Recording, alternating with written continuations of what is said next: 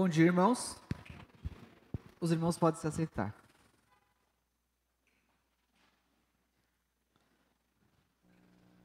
Irmãos, o tema da nossa aula hoje, do nosso curso Reforme-se, é como deve ser a nossa relação com as Sagradas Escrituras. A gente teve essa aula há um ano atrás, exatamente um ano atrás, no curso de novos membros que nós fizemos. E naquela aula eu comecei com uma pergunta, e eu queria repetir essa pergunta para vocês essa manhã. Vocês creem verdadeiramente que a Bíblia é a única forma pela qual Deus se revela? Sim? A única?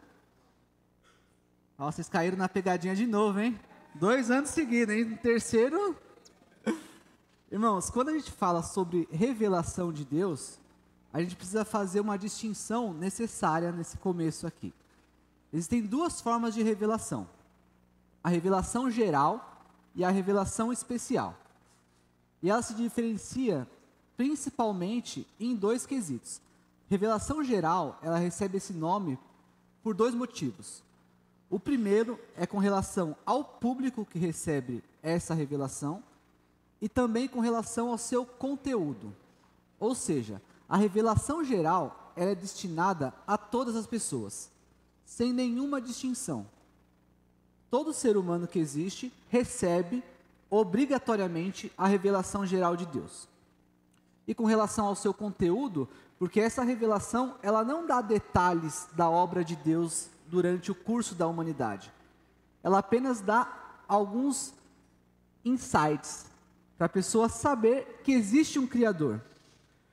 Mas saber que existe um Criador é o suficiente?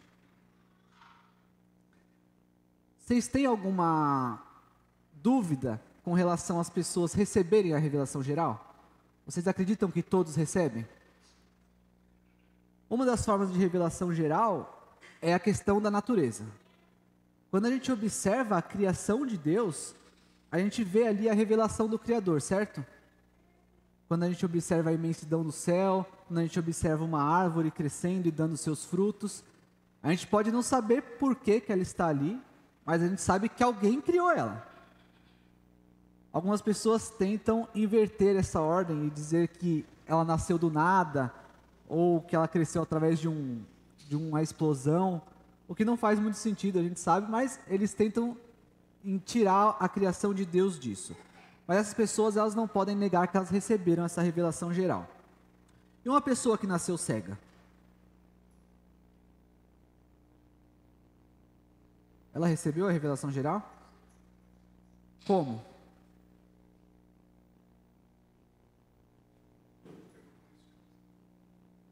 Ela recebe a revelação geral porque Deus colocou no coração de todo homem a consciência. As pessoas sabem o que é certo e o que é errado, não sabem? E de uma forma engraçada, não é verdade? A gente vê as pessoas que nunca tiveram contato com a palavra de Deus, mas que têm a consciência daquilo que é certo e daquilo que é errado. Esses dias eu tive uma experiência bem diferente que eu queria compartilhar com os irmãos. Eu fui com um cliente até um pátio para retirar a moto dele que tinha sido apreendida, ele tinha feito coisa errada com a moto e foi apreendido. Passou o curso do processo e ele foi retirar essa moto lá no pátio. A gente já foi com aquele pé atrás, porque os pátios não têm uma boa índole, né, geralmente. Eles retiram algumas coisas dos carros que estão ali, então acaba dando algum tipo de problema. Então a gente já foi com o pé atrás ali. Quando a gente chegou no pátio, o dono veio falar com a gente. E a primeira coisa que ele veio falar com a gente, ele veio e se dirigiu diretamente ao rapaz que estava comigo e falou assim: garoto, toma cuidado, viu? Porque o pouco com Deus é melhor do que o muito com o diabo. Eu falei, caramba, ó, parece até um conselho de vó crente, não parece? Eu já falei, nossa, acho que eu julguei errado o rapaz, né? Olha eu errado julgando o homem aí, né? Aí de repente ele virou pro lado e deu um gritão assim: ô Cleiton, tira o step daquele HB20 aí. Eu falei, acabou de dar um conselho aqui referente a pouco com Deus é melhor do que muito com o diabo, e já está querendo tirar o step do outro carro ali. Por que isso? Porque embora ele tenha tido o ensinamento de que o que é certo e o que é errado, no coração dele, ele saiba que existe o certo, que existe o errado, isso não é o suficiente para mudar a atitude dele. Isso não é o suficiente para fazer com que ele escolha viver uma vida regenerada. Outro exemplo que a gente pode dar da revelação geral e do fato de que ela pode sim refletir Deus, mas ela não sozinha consegue gerar a salvação, é com relação a uma história que eu contei também na primeira aula que a gente teve sobre o Oliofá. Vocês lembram? O Oliofá, ele era um menino que ele vivia numa tribo indígena de Papua Nova Guiné. E nessa tribo eles tinham um costume de dizer que tudo era feito por espíritos malignos. Então eles não acreditavam em um espírito bom. Tudo era gerado através de um espírito maligno. E esses espíritos, que eram mais de um, eles controlavam tudo. Eles controlavam a natureza, eles controlavam as pessoas, e você tinha que fazer de tudo para agradar esses espíritos. Porque se você não agradasse, imagina o que um espírito maligno poderia fazer com você. Então tudo que acontecia de ruim em uma tribo indígena ali, que vocês podem imaginar que eram bastante coisa, eram atribuídas a esses espíritos malignos. Mas o Oliofá, ele era muito medroso por causa disso. Porque você imagina, se você vai colocar tudo na conta de um espírito mau, você vive com medo, certo? Além de ser muito medroso, ele era muito curioso. E ele gostava de observar muito a natureza. E certo dia ele estava observando a natureza ali, ele viu uma árvore dando fruto, ele viu um rio que tinha água que ele podia beber, e ele pensou, por que um espírito maligno iria criar uma coisa tão boa como essa? Para mim não está fazendo sentido, não está fechando a conta. Então para ele tinha no coração dele que, além desses espíritos malignos, deveria existir pelo menos um espírito bom. Porque se essas coisas foram criadas, elas não poderiam ter sido criadas por um espírito maligno, certo? Essa foi a lógica de um menino de 6 anos. Através do quê? Da revelação geral. Ela era suficiente para ele? Só saber que poderia ter sido um espírito bom que teria criado todas aquelas coisas? Ele foi compelido a orar, pedindo para que alguém, ele não sabia quem, mandasse uma pessoa que explicasse alguma coisa para ele, ou que ele tivesse algum discernimento com relação àquilo. E foi nesse momento que um avião aterrissou naquele lugar, naquela tribo, com missionários da Austrália. E essa história missionária, ela foi contada para mim quando eu era criança em uma IBF. E eles falam que Oliofá teve contato com um livro de capa preta, que ele descreve ali. E esse missionário que trouxe o livro de capa preta, conseguiu explicar para ele tudo aquilo que ele tinha dúvida. E conseguiu explicar para ele também com relação a esse espírito bom que ele entendia que criava as coisas, e também sobre um salvador que ele tinha para a vida dele. Agora sim ele tinha a revelação completa? Agora poderia fazer diferença para a vida dele? Ele sabia que existia um Salvador? Então, a revelação geral, ela mostra para a gente que existe um Criador. Mas ela não é o suficiente para nos levar à salvação. Certo? No próximo slide, a gente vai ter 4 textos. Eu vou pedir para 4 irmãos abrirem a Bíblia nesses textos e fazerem a leitura. Vamos fazer primeiro a leitura dos 3 primeiros e depois a gente faz do último. Quem achar, levanta a mão, os versículos na ordem, que o diácono vai levar o microfone.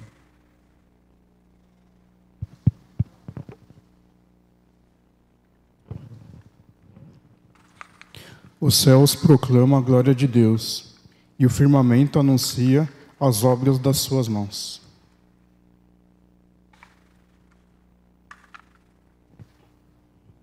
Pode ler o segundo já.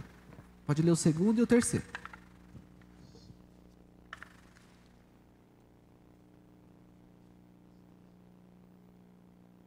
Atos 14, 17.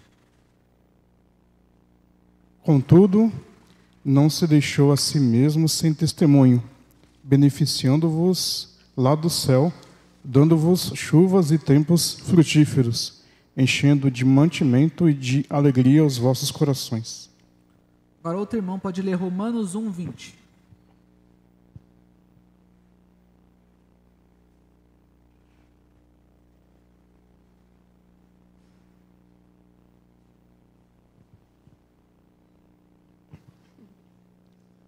Porque os atributos invisíveis de Deus, assim como seu eterno poder, como também a sua própria divindade, claramente se reconhecem, desde o princípio do mundo, sendo percebidos por meio das coisas que foram criadas.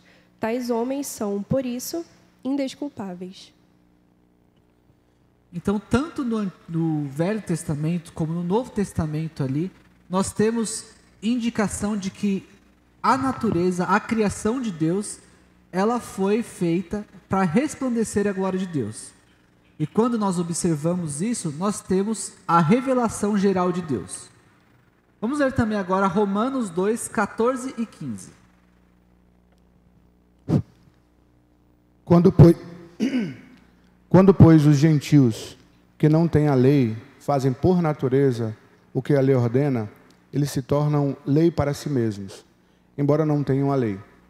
Estes mostram a obra da lei gravada no seu coração, o que é confirmado pela consciência deles e pelos pensamentos conflitantes, que às vezes os acusam e às vezes os defendem. Certo. Os 3 primeiros versículos ali, eles são mais fáceis da gente compreender, porque ele fala com relação à criação. Então, para a gente é fácil entender que Deus criou as coisas, tudo que existe no mundo, e a partir daí nós temos a revelação geral dele. Mas o que significa essa expressão, ter a norma da lei gravada no seu coração? Os irmãos acham que significa isso?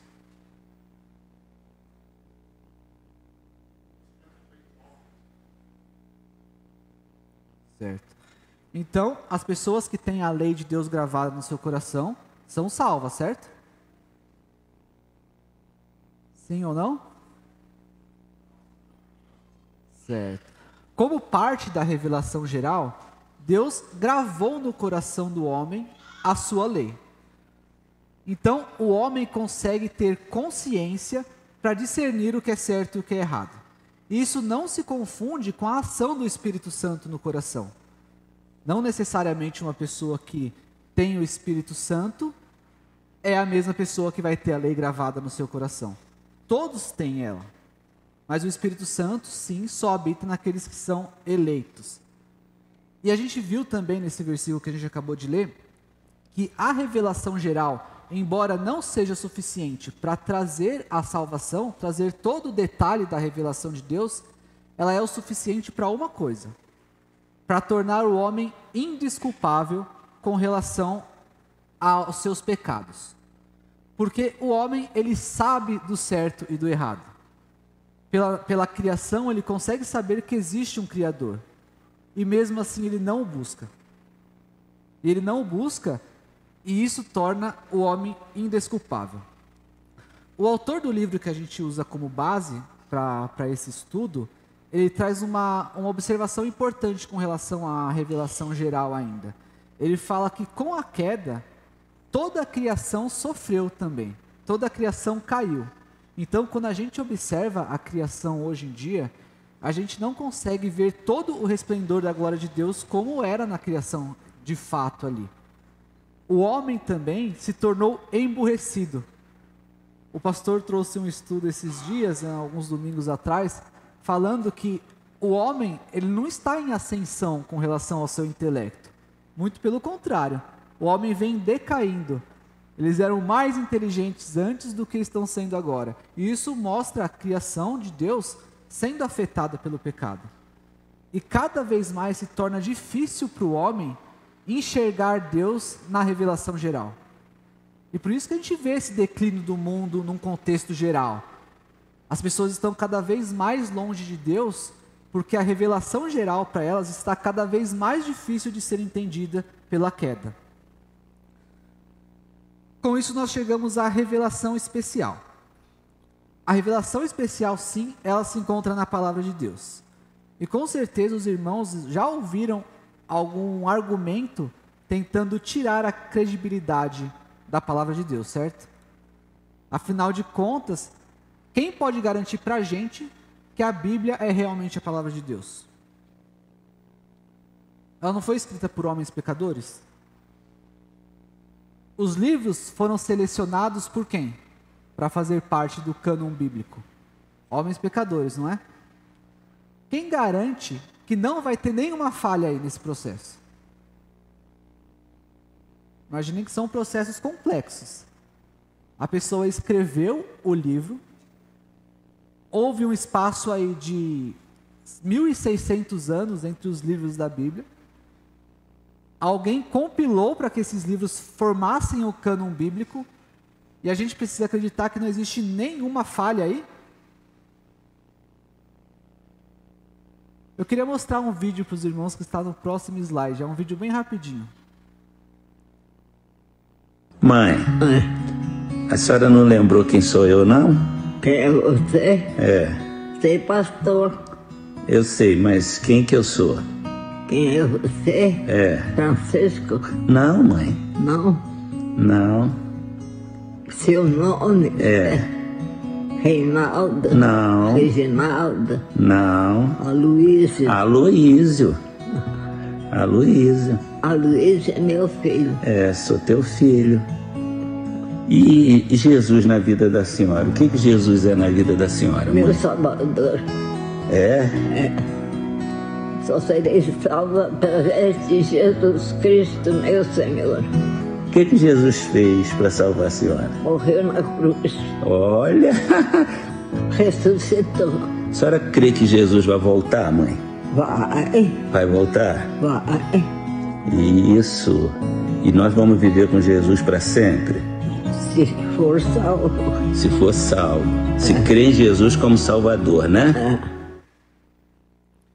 Irmãos, a maior prova que a gente pode ter da inerrância da Bíblia, da autoridade e da sua conservação, está que a mensagem da Bíblia é a única que pode trazer transformação na vida das pessoas.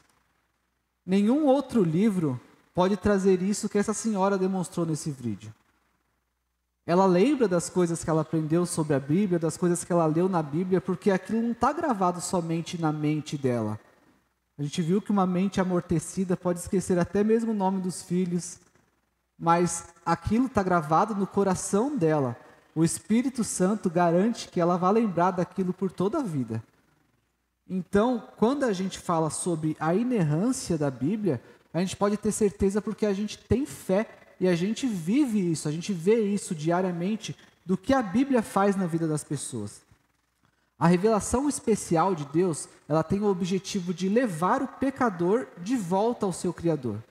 Não basta saber que existe um Criador, ele precisa também voltar a Ele e saber que o Criador ele fez uma obra para que o pecado dele fosse perdoado e que ele pudesse voltar a ter comunhão com Ele. E isso sim mostra, a revelação especial, mostra o agir de Deus em toda a história da humanidade. Vamos passar para algumas informações sobre a Bíblia que a gente tem no nosso livro, o que todo presbiteriano inteligente deve saber. A Bíblia ela é composta por 66 livros. Ela é dividida em 2 testamentos, o Antigo Testamento e o Novo, sendo que o Antigo tem 39 livros e o Novo tem 27. Ela foi escrita por, no mínimo, 36 autores em um período que pode chegar a 1.600 anos. O Antigo Testamento ele leva esse nome, testamento, que significa aliança. Ou seja, o Antigo Testamento ele diz respeito à antiga aliança que Deus fez com Abraão e ratificou com Moisés no Monte Sinai. E o Novo Testamento ele diz sobre o novo pacto de Deus, a nova aliança de Deus, que é através do seu Filho. Enquanto a antiga aliança era para o povo de Israel, a nova aliança ela se estende a todos aqueles que aceitam Cristo como único e suficiente Salvador e creem nele. Vamos abrir nossas Bíblias agora em Hebreus 1, de 1 a 3. Quem achar pode fazer a leitura, primeiro desse primeiro texto.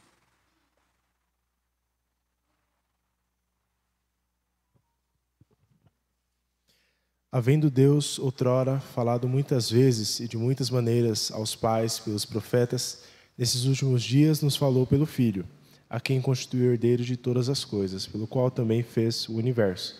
Ele, que é o resplendor da glória e a expressão exata do seu ser, sustentando todas as coisas pela palavra do seu poder. Depois de ter feito a purificação dos pecados, assentou-se à direita da majestade nas alturas. Nós estamos estudando ainda o livro de Hebreus e nós falamos muito sobre isso, sobre Deus ter falado com o povo. E Deus realmente se manifestou de diversas formas. Deus se manifestou através de sonhos, através de sinais específicos, através até mesmo de lançar sortes, como o Urim e o Tumim, e por meio de teofanias, que é a representação visível de um Deus invisível. A mais famosa talvez seja a da sarça ardente, quando Deus falou com Moisés, e tudo que ele via ali era a sarça que tinha fogo, mas não se consumia. A questão das pessoas questionarem a Bíblia com a sua autoridade, ela se dá muito com relação a isso. As pessoas, elas querem ver as coisas. Se a pessoa não vê ali de fato Deus falando com ela, é muito difícil ela acreditar que a Bíblia é a palavra de Deus. Eles dizem que talvez antigamente seria mais fácil acreditar, porque Deus estava falando ali com a pessoa, ou se revelando através de um sonho, ou aparecendo para a pessoa e falando com ela e revelando alguma coisa.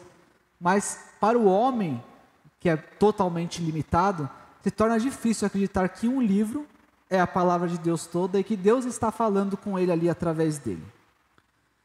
Isso se dá muito com relação ao que a gente falou sobre pecadores. Se pecadores escreveram a Bíblia, torna difícil para a gente crer que ela é a palavra inerrante de Deus. Se pecadores separaram os livros que iriam entrar na Bíblia, para a gente também é um pouco difícil a gente acreditar que não tem nenhum erro nessa seleção. O homem questiona muito. Ele só acredita naquilo que ele vê. E o dilema disso se dá no próximo slide ali, a gente vai ter, gira em torno ali da inspiração e da autoridade da Escritura.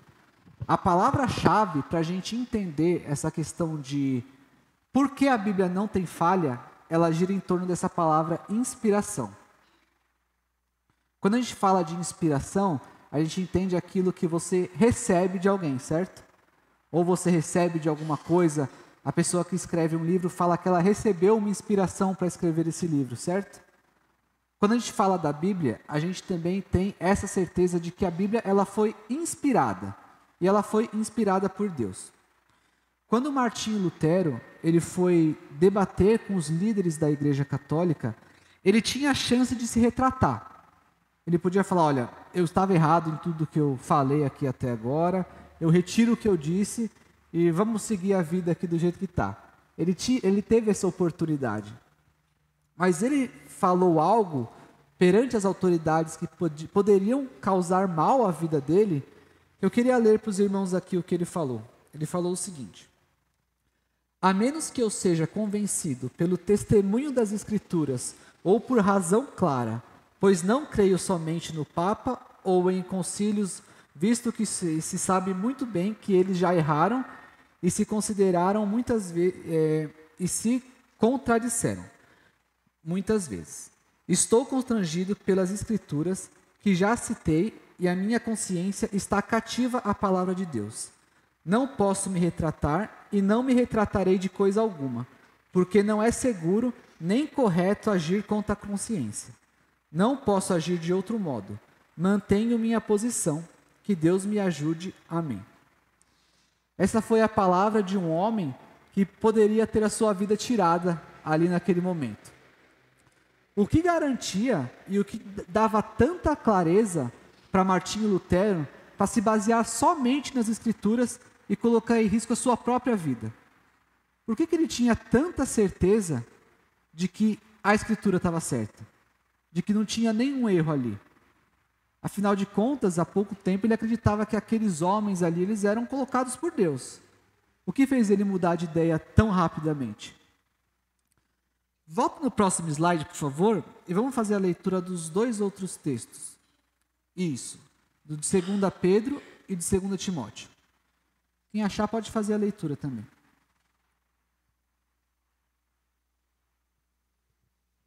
Porque nunca jamais qualquer profecia foi dada por vontade humana. Entretanto, homens santos falaram da parte de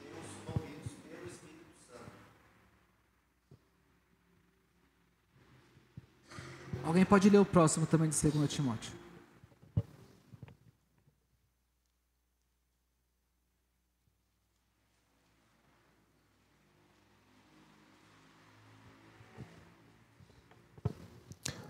Toda a Escritura é inspirada por Deus e útil para o ensino, para a repreensão, para a correção, para a educação na justiça.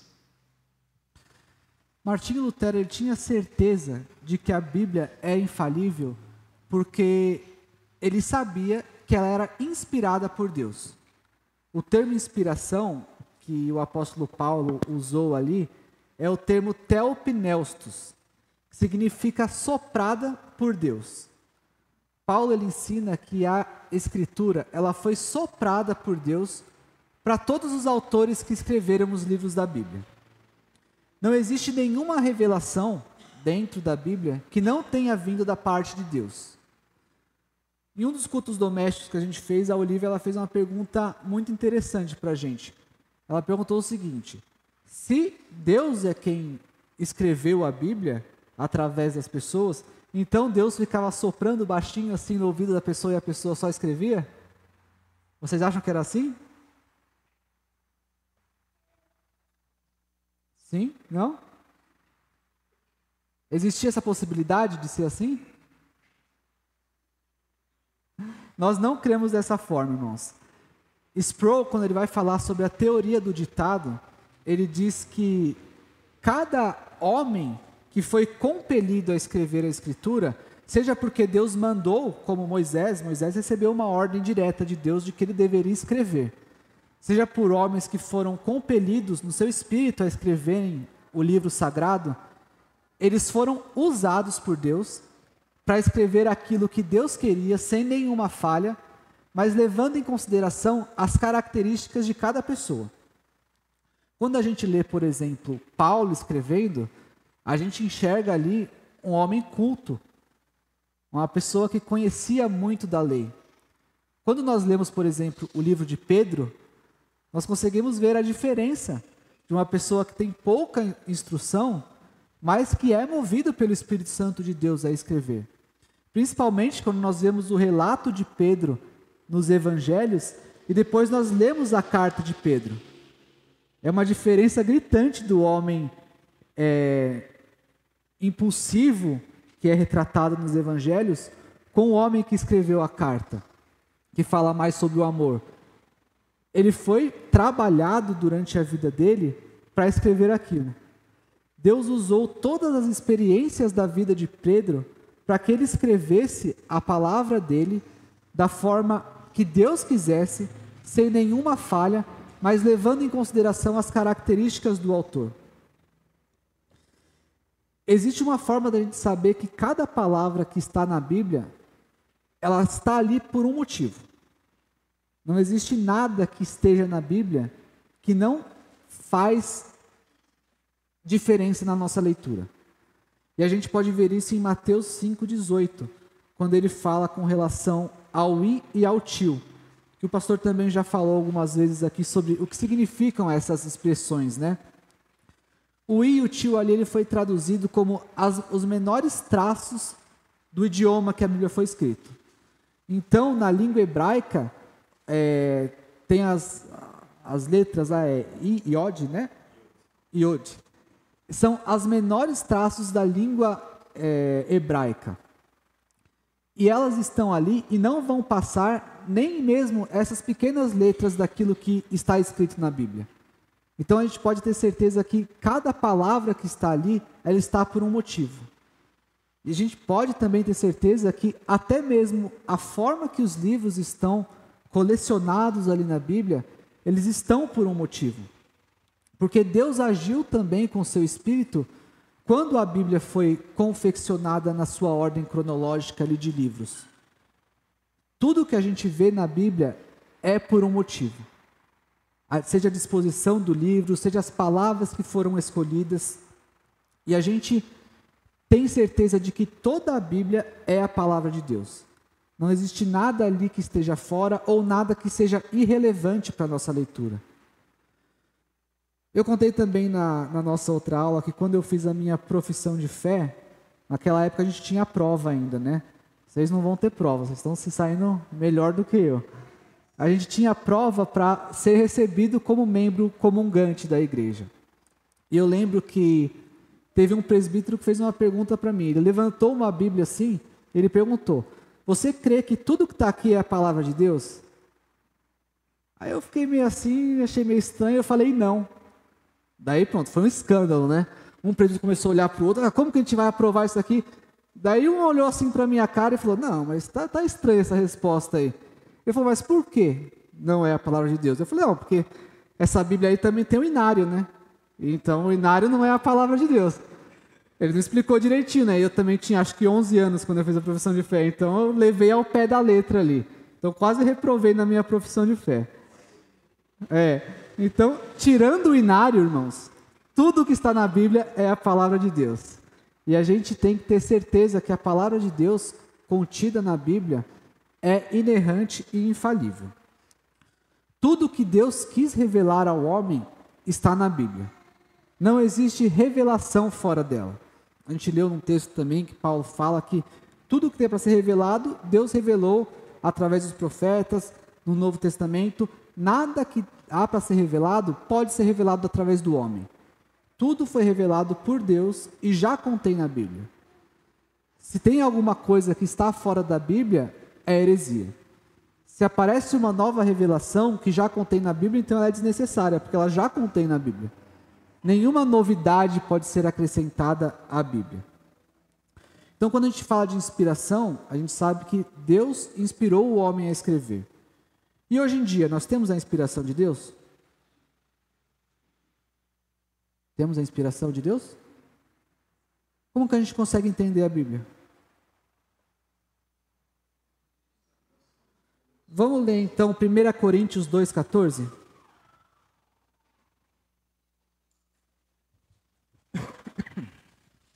Quem achar pode ler também. 1 Coríntios 2,14.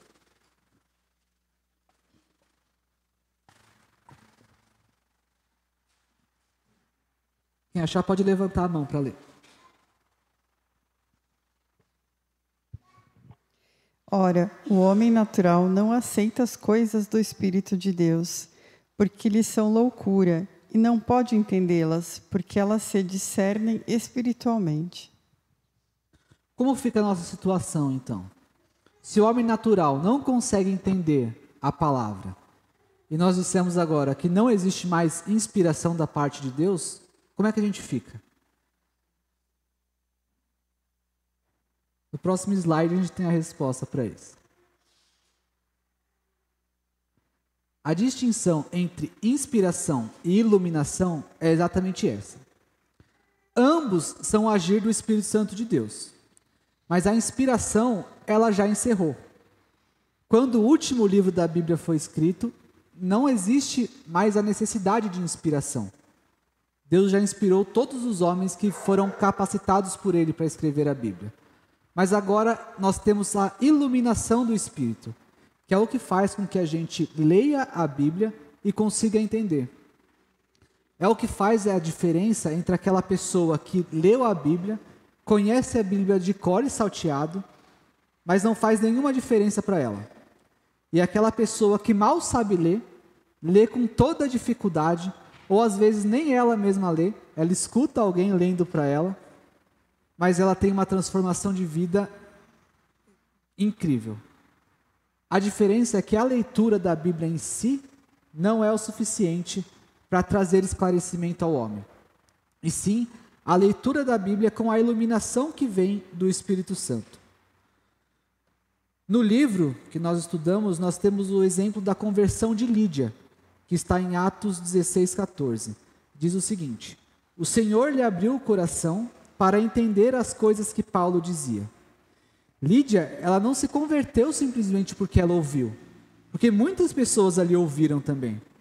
Mas Lídia, ela se converteu pelo agir do Espírito Santo e pelo ouvir a palavra de Deus.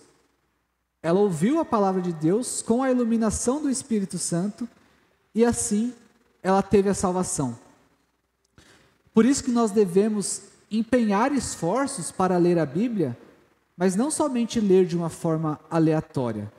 Nós devemos ler pedindo a orientação do Espírito Santo e a iluminação dele para que a gente entenda de forma correta aquilo que está escrito e que ele fale aos nossos corações para gerar mudança de vida na nossa mente, mudança de compreensão com relação às coisas.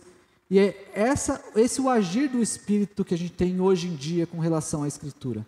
Não mais a inspiração para novas revelações, e sim a iluminação para que a gente entenda tudo o que está escrito ali. O irmão Sidney deu aula sobre os nossos símbolos de fé, e algumas pessoas podem ter dúvida com relação a: se a Bíblia é a nossa única regra de fé e prática, por que nós precisamos de símbolo de fé? Se a Bíblia é a palavra de Deus, ela não deveria ser o suficiente? Por que precisamos de símbolos para reafirmar a nossa fé? Os nossos símbolos de fé estão no próximo slide ali, que é a Confissão de Fé de Westminster, o Catecismo Maior e o Breve Catecismo. Esses três, a Igreja Presbiteriana adota como símbolos de fé. E qual o motivo disso? Se a Bíblia é a nossa única regra de fé e prática, ela é a palavra infalível de Deus, nós precisamos de algum símbolo a mais que esse?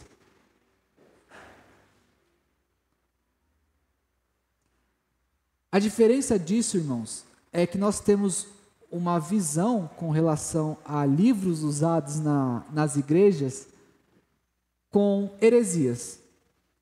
As pessoas usam livros fora da Bíblia ou obras que o homem escreveu para adicionar coisas à Bíblia. Não é o caso dos nossos símbolos de fé. Os nossos símbolos de fé, eles usam uma sistematização para que nós consigamos entender de forma melhor a Escritura.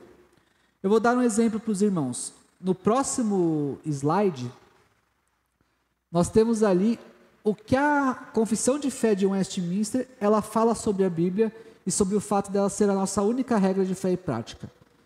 Eu confesso para os irmãos que eu pensei que eu ia conseguir dar essa aula aqui embaixo, então por isso que eu coloquei ali, eu não coloquei aqui no meu resumo. Então, se algum irmão conseguir ler ali, dá para ler? Agora eu acho que não, né? Não pode tirar o zoom, que daí eu acho que eles conseguem ler. Isso. Algum irmão consegue ler? Pode ler.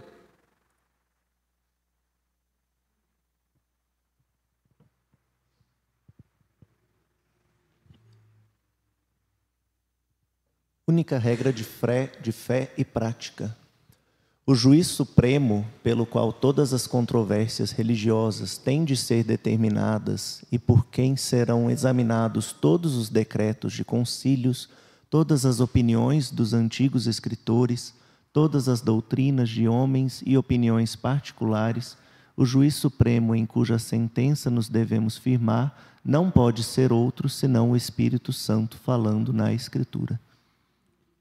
Então, a nossa confissão de fé, ela já determina que o juiz supremo para todas as nossas decisões, ela deve ser única e exclusivamente a Escritura.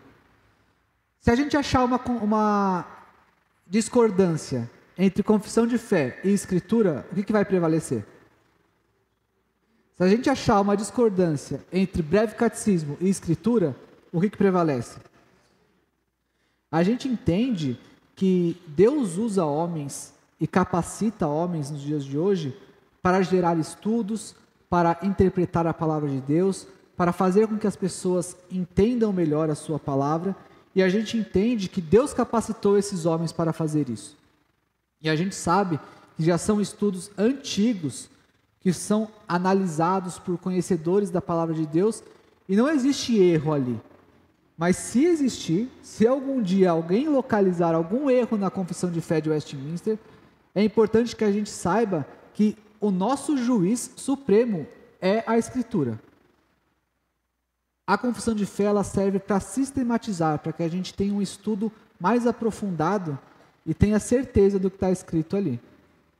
No próximo slide, a gente tem o que a confissão de fé diz a respeito da iluminação, se eu não me engano. Eu acho que isso aí vai ficar difícil de ler. Eu não sei se isso é da inspiração, né? Mas ela diz basicamente que nós já temos toda a Escritura revelada e a inspiração já foi concedida.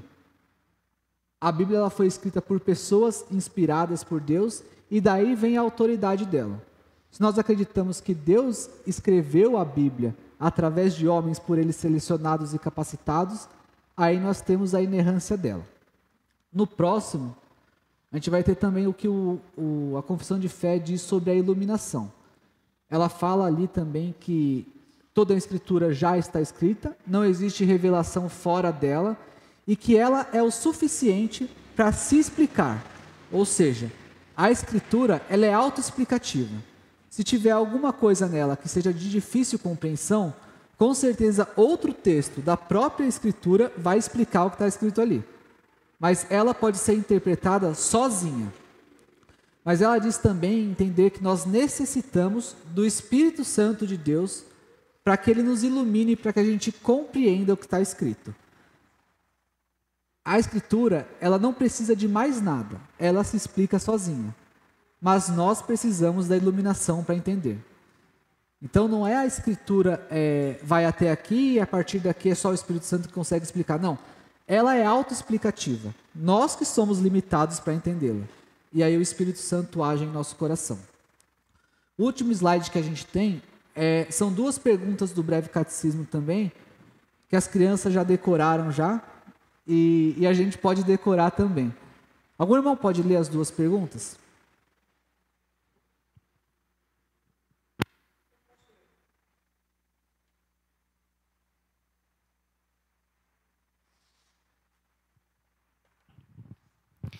Pergunta número 2.